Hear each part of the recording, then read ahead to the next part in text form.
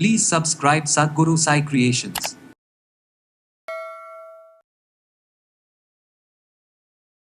நேச்சுரலாக சின்ன சின்ன விஷயங்கள் நம்ம வந்து ஹோம் ரெமடிஸாக ஃபாலோ பண்ணாலே நமக்கு கல்லீரல் பிரச்சனை வராமல் தடுத்து கொள்ள முடியும்.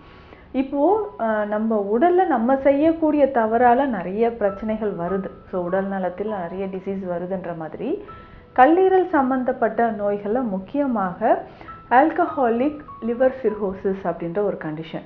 அடுத்தடுத்து பார்த்தோன்னா மல்டி ஆர்கன் வந்து ஃபெயிலியர் ஆக ஆரம்பிச்சிடும். லங்ஸுமே வந்து நிறைய பேருக்கு பாதிப்பு ஏற்படலாம். அதுக்கு அடுத்தது முக்கியமான இன்னொரு விஷயம் அப்படின்னு பார்த்தோம்னா நிறைய ஃபேட் கண்டென்ட் இருக்கக்கூடிய டயட்டை வந்து நம்ம ஃபாலோ பண்ணுறது. அப்போது இது மெடிசின்ஸ் எடுக்க எடுக்க என்ன ஆகுனா லிவரில் இருக்கக்கூடிய டாக்ஸின்ஸ் எல்லாமே வெளியேற ஆரம்பிக்குது. நல்ல ஒரு ஹெல்த்தியான ஒரு லிவர் ரிவர்ஸ் பண்ணுறதுக்கான வாய்ப்புகள் இருக்குது.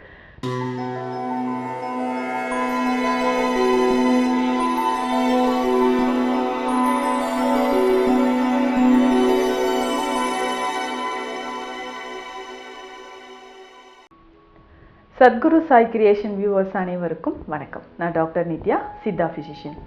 நம்ம உடலில் ரொம்ப முக்கியமான உறுப்பு அப்படின்னு பார்த்தோம்னா லிவர், கல்லீரல் சம்பந்தப்பட்ட பிரச்சனைகளுக்கு நம்ம வந்து சிறந்த முறையில் சித்த மருத்துவத்தில் நிறைய தீர்வுகள் இருக்குது.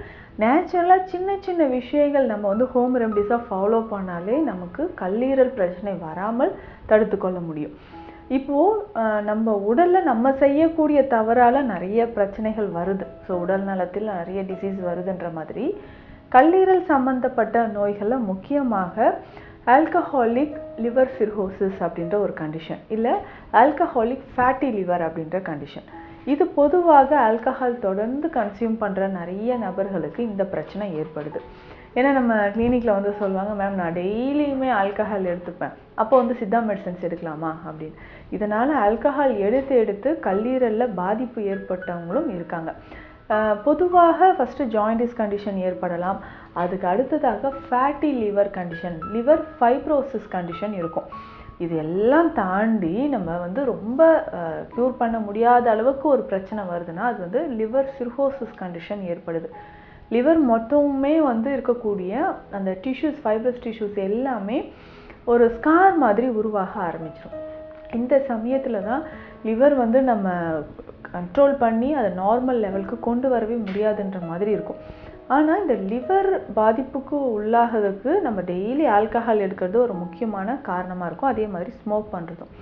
ஸோ இந்த மாதிரி ஆல்கஹால் எடுக்கும் பொழுது என்ன ஆகும், நம்ம உடலில் அது எண்ட் ப்ராடக்டாக மெட்டபாலிசம் முடிஞ்சு டைஜஷன் முடிஞ்சு கார்பன் டை ஆக்சைடு வாட்டராக நமக்கு பாடியிலேருந்து வெளியில் வந்துடும். ஸோ லங்ஸ் வழியாக கார்பன் டை ஆக்சைடாகவும் வாட்டர் வந்து நமக்கு யூரின் வழியாகவும் வெளியில் வந்துடுது. ஆனால் அப்போ அதுக்குள்ளே இருக்கக்கூடிய மற்ற பை ப்ராடக்ட்ஸ்லாம் என்னவா மாறுது, நம்ம ஆல்கஹால் எடுக்கும்போது அசிட்டால்டிஹைடு, அசிட்டிக் ஆசிட் இந்த மாதிரி எல்லாம் ஃபார்ம் ஆகிட்டு அது உடலுக்கு பலவிதமான கேடுகளை தான் உண்டாக்குது. அப்போ இந்த பணியை செய்யக்கூடியது கல்லீரல் தான். ஸோ அதை டைஜஸ்ட் பண்ணி வெளியில் அனுப்புறது. அடுத்ததாக நமக்கு கிட்னிஸ். ஸோ இதில் ரெண்டுலேயுமே பாதிப்பு ஏற்படும் பொழுது தான் நமக்கு அடுத்தடுத்து லைஃபே வந்து ஒரு கேள்விக்குறியான மாதிரி ஒரு விஷயம் ஏற்படுது. அடுத்தடுத்து பார்த்தோன்னா மல்டி ஆர்கன் வந்து ஃபெயிலியர் ஆக ஆரம்பிச்சிடும்.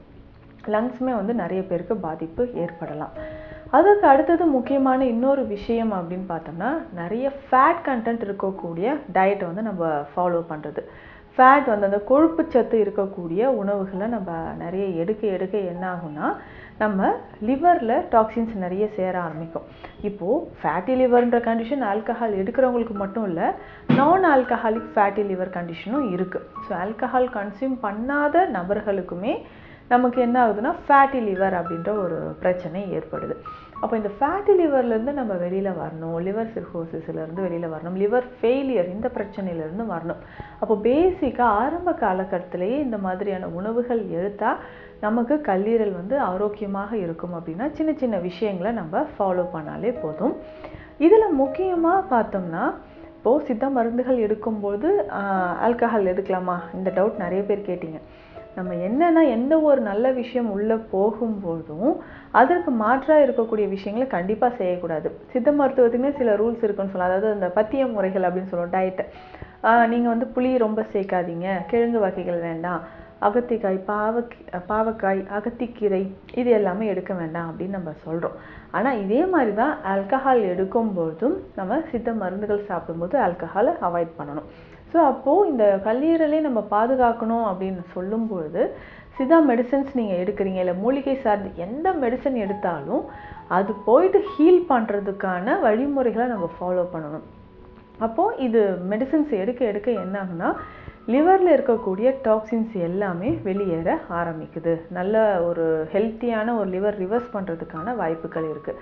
பேசிக்காக பார்த்தோம்னா லிவர் வந்து நமக்கு பாதிப்பு ஏற்பட்டிருக்கும்போது உடலில் அடுத்தடுத்து என்னென்ன பிரச்சனைகள்னால் அசைட்டிஸ் அப்படின்ற ஒரு கண்டிஷன் ஏற்படும். வயிற்றில் வந்து நிறைய தண்ணி சேர்ற மாதிரியான ஒரு உணர்வு, தண்ணீர் நிறைய சேர்ந்து வயிறு பெருசாக இருக்கிற மாதிரி நிறைய பேருக்கு தோணும். ஸோ வயிற்றில் வந்து தண்ணி சேர்ந்து வயிறு பெருசாக இருக்கிற மாதிரியான ஒரு நிலை ஏற்படும். ஸோ அசைட்டிஸ் அப்படின்ற ஒரு கண்டிஷன். அதற்கு அடுத்தது வந்து பார்த்தோம்னா அசைட்டிஸ் கண்டிஷனுக்கு அடுத்தது இந்த லிவர் ப்ராப்ளம் இருந்துச்சுன்னா பிளட்டில் நிறைய டாக்ஸின்ஸ் வந்து சேர ஆரம்பிச்சிடும். பிளட்ல டாக்ஸின்ஸ் இருந்துச்சுன்னா நெக்ஸ்ட் நம்ம ப்ரீத் பண்ணுறதோ இல்லை ஹீமோக்ளோபின் லெவல் இன்க்ரீஸ் ஆகிறதோ இது எல்லாமே மாற்றம் ஏற்படுது. அடுத்து முக்கியமாக போன் மேரோவில் ப்ராப்ளம் ஏற்படவும் வாய்ப்புகள் இருக்குது. அப்போது லிவர் வந்து கல்லீரல் தன்னுடைய செயல்பாட்டை கொஞ்சம் கொஞ்சமாக குறைச்சிக்குது இல்லை நிறுத்துது அப்படின்னா நிச்சயமாக நம்ம உடலில் வேறு எந்த ஒரு வேலையுமே நடக்காது, ஃபங்க்ஷனுமே ஆர்கன்ஸ் வந்து எல்லாமே ஃபெயிலியர் ஆகுதுன்னு சொல்லலாம். அப்படி இருக்கும்போது இந்த ஃபேட்டி லிவர் கண்டிஷனுக்கோ லிவர் சிர்கோசிஸ்க்கோ எந்த மாதிரியான சிகிச்சை முறைகள் பேசிக்காக இருக்கக்கூடிய மூலிகைகளை நம்ம எடுக்கலாம்ன்றதையும் நம்ம தெரிஞ்சுக்கலாம். இப்போது கல்லீரலை பாதுகாக்கிறதுக்கு சில மூலிகைகள் நம்ம வந்து பயன்படுத்தலாம். வீட்டில் நம்ம டெய்லி அன்றாடம் வாழ்க்கையில் பயன்படுத்தக்கூடியது தான். இதில் முக்கியமானது காலையில் எழுந்திரிச்சோன்னே டீ காஃபி குடிக்கிறதுக்கு பதிலாக சில மூலிகை சாறுகளை வந்து நம்ம பயன்படுத்திட்டு வரலாம். மூலிகை சாறு வந்து நேச்சுரலாகவே நம்ம எடுத்து பயன்படுத்தக்கூடிய சாறுகள் தான். இல்லை காய்கறிகளை வந்து நம்ம ஜூஸ் மாதிரி காலையில் குடிக்கும்போது லிவரில் இருக்கக்கூடிய செல்கள் எல்லாமே நல்லா ஆக்டிவேட் ஆகுது அப்படின்னு சொல்லலாம். அப்படி என்ன காய்கறிகள் நம்ம எடுக்கலாம், இல்லை எந்த மாதிரியான ஜூஸ் பழ வகைகள் எடுக்கலாம்ன்றதை நம்ம தெரிஞ்சுக்கலாம். முக்கியமாக காலையில் எம்டி ஸ்டொமக்கில் மாதுளை சாறு குடிக்கலாம். நாட்டு மாதுளை சாறு. ஸோ நாட்டு மாதுளை சாறு ஒரு 100லேருந்து 200 ml வரைக்கும் குடிக்கலாம். கொஞ்சமாக நாட்டு சர்க்கரை சேர்த்து, பால் சேர்க்காமல் குடிக்கணும். நாட்டு மாதுளை சாறு தண்ணீர் விட்டு அந்த சாறு நல்லா திக்காக எடுத்துட்டு அதை வந்து காலையில் தினமும் நம்ம குடிச்சிட்டு வரலாம். அதுக்கு அடுத்ததாக பார்த்தோம்னா நெல்லிக்காய் சாறு நம்ம பயன்படுத்தும் போது கல்லீரலுக்கு ரொம்ப யூஸ்ஃபுல்லான, அதாவது இருக்கக்கூடிய டாக்ஸின்ஸ் எல்லாமே எலிமினேட் ஆகும். ஸோ ஆல்கஹால் இல்லை ஸ்மோக்கிங் எடுக்கும்போது லங்ஸ்லையுமே நிறைய ப்ராப்ளம் ஏற்படும். ஸோ லங்ஸில் இருக்கக்கூடிய டாக்ஸின்ஸ் வந்து ரிமூவ் ஆகிறதுக்கும் நம்ம இதை பயன்படுத்திக்கலாம். அதற்கு அடுத்ததாக நம்ம சாப்பிடக்கூடிய உணவுகளில் அசைவ உணவுகள் அதிகமான எண்ணெய், காரம் மற்றும் மசாலா பொருட்கள் இல்லாமல் நம்ம பார்த்துக்கணும். ஸோ இது எல்லாமே ரெகுலராக நம்ம பார்த்துக்கும் பொழுது லிவர் மற்றும் நுரையீரலில் இருக்கக்கூடிய கழிவுகள் வெளியேற ஆரம்பிக்கும். இதுக்கு ஜென்ரலாக நம்ம வந்து பார்த்தோம்னா பொற்றலை கையான் கற்பம் அப்படின்ற ஒரு மெடிசன் ரொம்ப ரொம்ப எக்ஸலண்ட்டான ஒரு மெடிசன் சொல்லலாம்.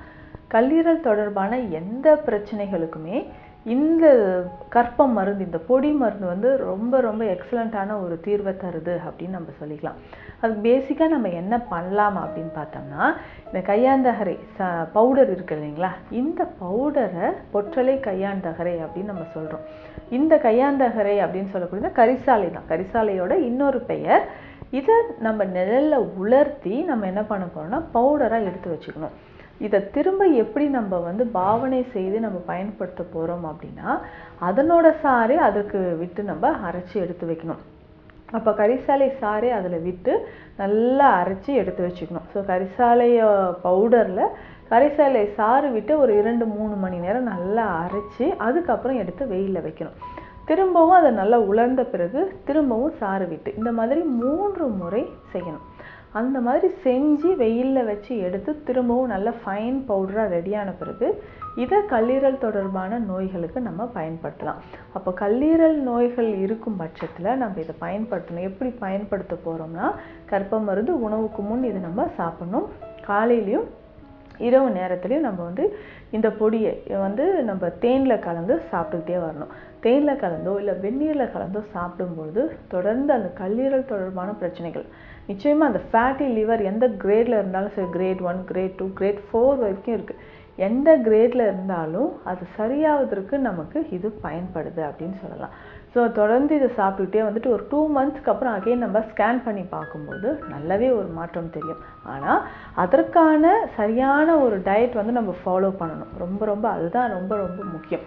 ஸோ அந்த பொற்றலை கையாந்தகரை அப்படின்னு சொல்கிறது இந்த மருந்தோட வேறு சில மூலிகைகள் நம்ம சேர்த்து சாப்பிடணும். கரிசலாங்கண்ணி, பொன்னாங்கண்ணி, கீழாநெல்லி, வல்லாரை, முசுமுசுக்கை, தூதுவளை, இந்த மாதிரி மூலிகைகளை நம்ம தினமும் அரைச்சி மோரில் கலந்து, இல்லை அப்படின்னா இதை பவுடர் ஃபார்ம்லேயோ இல்லை சூப் மாதிரியோ தினமும் குடிச்சிட்டு வந்தோம்னா கல்லீரல் பிரச்சனைகளுக்கு மிக சிறந்த ஒரு தீர்வாக இருக்கும். அதுலேயும் முக்கியமாக இந்த லிவருக்கு அப்படின்னு சொல்லும்போது இந்த கரிசாலை வந்து ஒரு பெஸ்ட் ஹெர்ப் அப்படின்னு சொல்லலாம். காயக்கருப்ப மூலிகை இது வந்து கல்லீரலில் இருக்கக்கூடிய பிரச்சனைகளையும் குணமாக்குது. ஸோ இந்த பதிவில் கல்லீரல் தொடர்பான பிரச்சனைகள், ஃபேட்டி லிவர் இருக்குது இல்லை ஆல்கஹாலிக் லிவர் டிசீஸ் இருக்குன்னா அதை எப்படி ரொம்ப ஈஸியாக சித்த மருத்துவத்தில் குணமாக்கலாம் அப்படின்றத பார்த்தோம். மீண்டும் அடுத்த பதிவில் சந்திக்கலாம். நன்றி.